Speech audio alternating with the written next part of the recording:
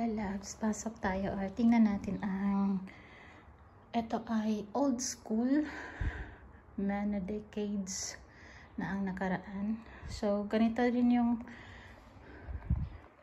school, or I mean yung mga chairs nila noon, gaya din sa atin sa Pilipinas.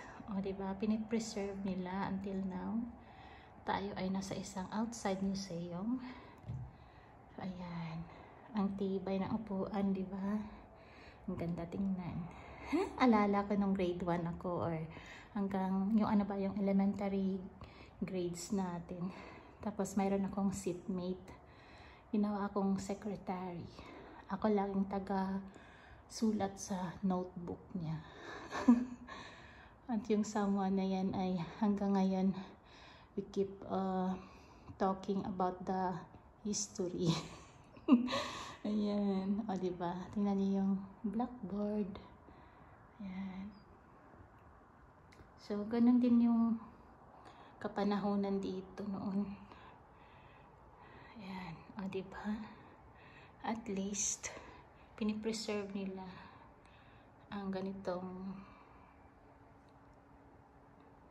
mga importante or history na, diba?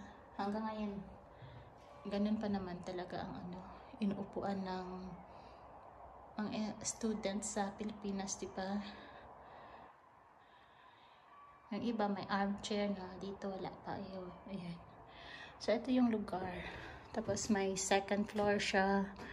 So we don't know kung ano ang nasa taas kasi close, di tayong pwedeng lumabag sa batas. So ito ang labas na tayo.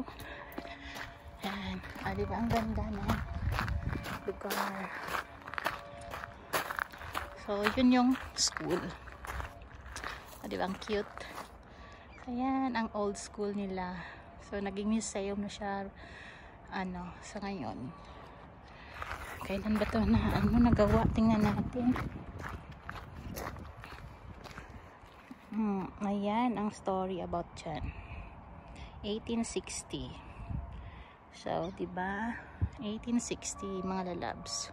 So yun yung napasok natin kanina. So ito yung labas na. Ayan. So diba ang ganda ng ano nila, ng pagka-preserve, or yan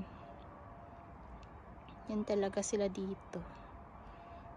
So mula dito mga lalabs, salamat ulit sa inyong panonood at magala ako sa isang place ulit. Thank you, bye bye.